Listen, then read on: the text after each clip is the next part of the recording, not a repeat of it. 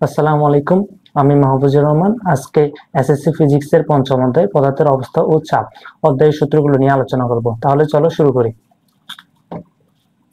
1 number ঘনত্বের সূত্র যদি বলি, আমরা জানি রো অর্থাৎ ঘনত্ব equal to M by B.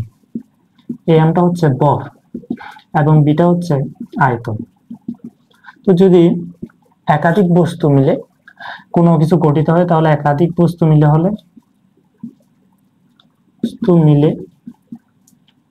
হলে তখন ঘনত্বটা হবে ঘনত্ব rho equal to m1 plus m2 plus m3 plus dot dot dot b1 plus b2 plus b3 plus dot dot dot, এইভাবে যেতে থাকবে। তাহলে ঘনত্বের সূত্র শেষ। এরপর বস্তুর কত অংশ ডুববে বা ভাসবে। বস্তুর কত অংশ প্রথমে ডুববে,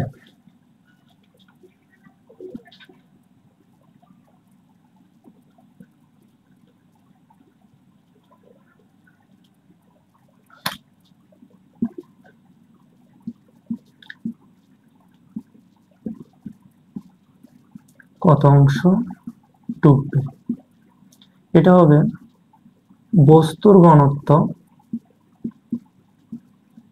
ডিভাইড বাই তরলের ঘনত্ব। তো এই বস্তুর ঘনত্বকে তরলের ঘনত্ব দিয়ে ভাগ করলে তুমি বস্তুর কত অংশ ডুববে সেটা বের হবে। এরপর এখন যদি শতকরায় বের করতে বলে, ইন্টু 100% দিলে কত পার্সেন্ট হচ্ছে ডুবে যাবে সেটা বের হয়ে যাবে। এরপর এখন যদি বলে কত অংশ ভাসবে, তাহলে ভাসবে সেটা বের করতে গেলে 1 মাইনাস বস্তুর ঘনত্ব ডিভাইড বাই তরলের ঘনত্ব, অর্থাৎ সম্পূর্ণ অংশ থেকে বাদ দিয়ে দিলে কত অংশ ডুববে, তাহলে হচ্ছে কত অংশ ভাসবে সেটা বের হয়ে যাবে।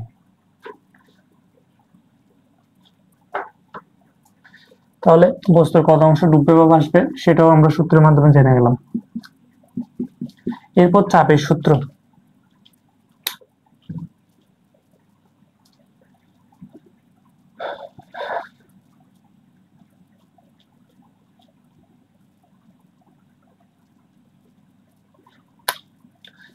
চাপের সূত্র হচ্ছে চাপ P equal to F by A, অর্থাৎ একক ক্ষেত্রফলের উপর প্রযুক্ত বলকে বলা হয় চাপ। এরপর তরলের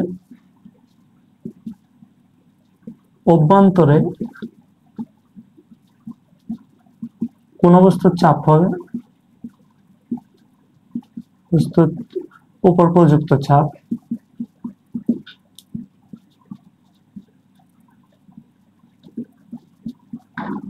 ইকুয়াল টু এস রো জি। এখানে এসটা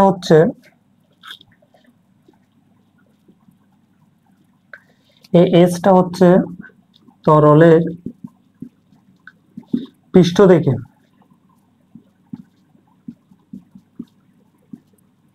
থেকে বস্তুর গভীরতা।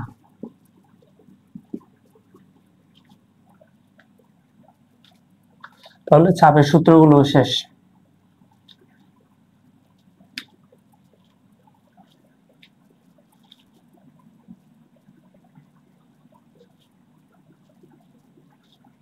এরপর বল বৃদ্ধিকরণ নীতি।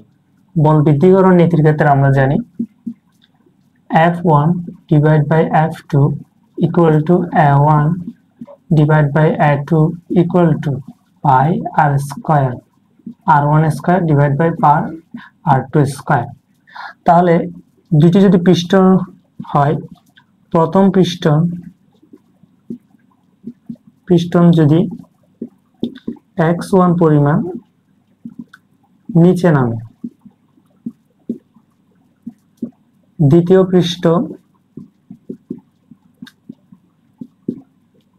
x2 পরিমাণ উপরে উঠল।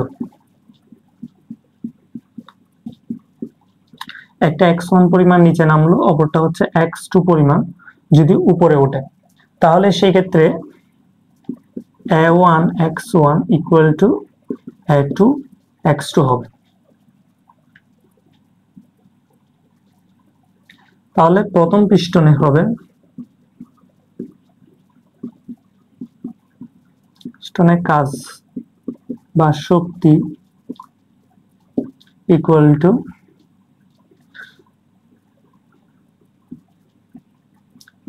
F1 x1। দ্বিতীয় পিস্টনে কাজ বা শক্তি W2 equal to F2 x2।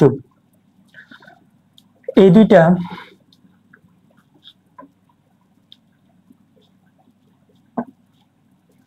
এই W1 ইকুয়াল টু W2 হলে শক্তির সংরক্ষণশীলতা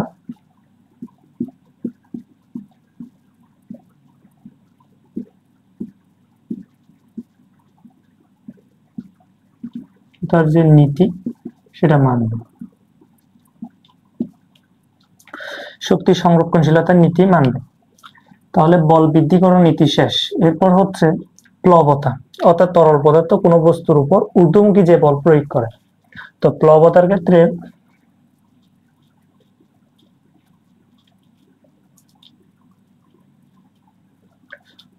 ক্ষেত্রে আমরা জানি F equal to B rho g, এটাই তো প্লবতার সূত্র। এখন এখানে হচ্ছে এই বিটা হচ্ছে বস্তুর আয়তন, তো রোটা কি হবে? রোটা কি বস্তুর ঘনত্ব? না, এই রোটা হচ্ছে তরলের ঘনত্ব। তাহলে বি রো জি, এখানে বিটা হচ্ছে বস্তুর আয়তন এবং রো হচ্ছে তরলের ঘনত্ব।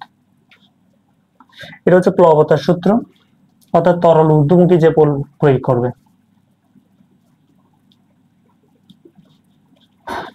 তাহলে প্লবতাও গেল।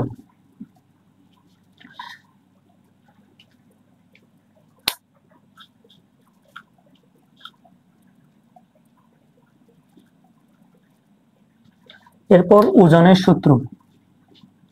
ওজনের সূত্র কি? প্রথমে ধরো বস্তুর বাতাসে ওজন স্বাভাবিকভাবে কত? mg। তো আমরা জানি rho equal to m by B, তাহলে আমরা লিখতে পারি m equal to rho B. তাহলে যদি বসে এটা হবে বি রো জি। এই বিটা হচ্ছে বস্তুর আয়তন, এই রোটা হচ্ছে বস্তুর ঘনত্ব। এখন পানিতে বস্তুর ওজন কত হবে? পানিতে বস্তুর ওজন সমান হবে তার মূল ওজন থেকে প্লবতা বাদ দিতে হবে। তো প্লবতা মানে mg মাইনাস বি রো জি, এই বি রো জি বাদ দিতে হবে। তো এই রোটা কিন্তু হবে তরলের ঘনত্ব, আর এই বিটা হচ্ছে বস্তুর আয়তন, আর এই mgটা হচ্ছে mg বস্তুর বাতাসে ওজন।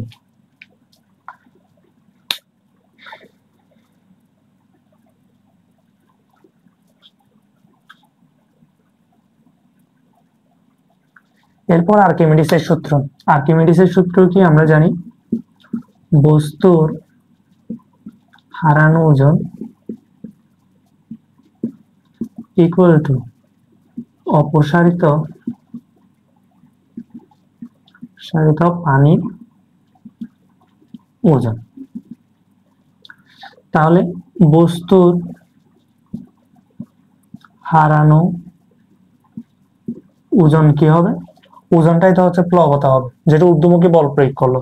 তাহলে সেটা কি হবে? বস্তুর বাতাসে ওজন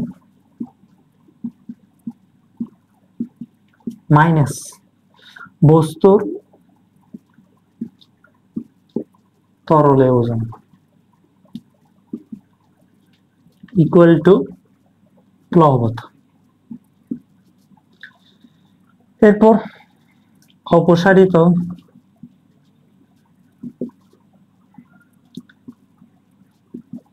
পানির ওজন ইকুয়াল টু আমরা জানি mg, m মানে ওই rho equal to m by B হলে m মানে হচ্ছে রো বি, তাহলে বি রো জি। এটা হচ্ছে এখানে এই রোটা হচ্ছে তরলের ঘনত্ব, এই বিটা হচ্ছে বস্তুর আয়তন।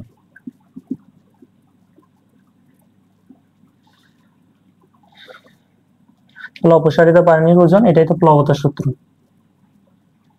তাহলে এই দুইটা সমান, এটাই আর্কিমিডিসের সূত্র।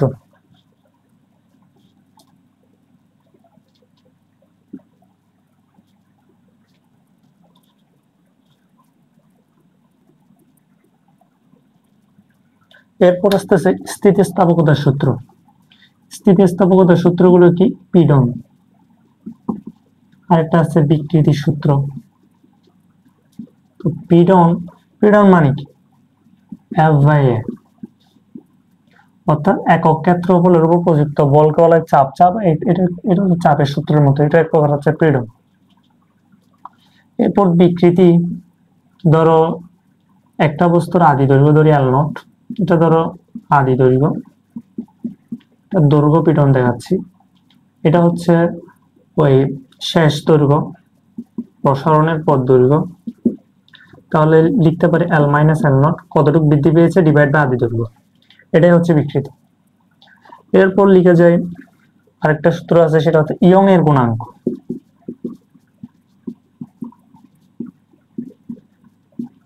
ইয়ং এর গুণাঙ্ক ইকুয়াল টু হচ্ছে পীড়ন ডিভাইড বাই বিকৃতি।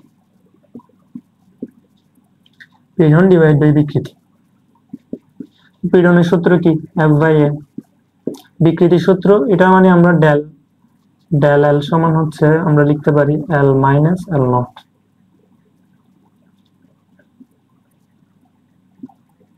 তাহলে equal to F/A into L0 divided del এল।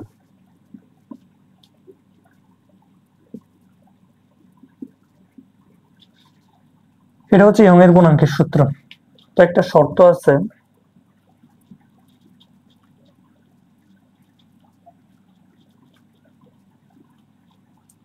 এই ইয়ং এর গুণাঙ্কের মান যার বেশি হবে,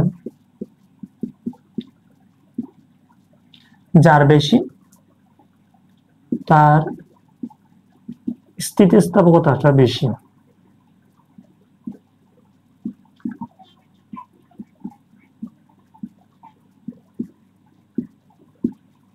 আবার এই ইয়ং এর গুণাঙ্ক যার বেশি, সেটি বেশি বার সহনশীল, বেশি বার সহনীয়।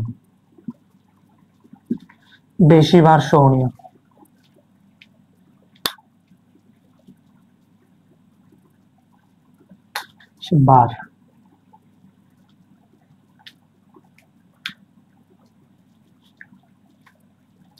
তাহলে সবগুলো সূত্র আমাদের শেষ।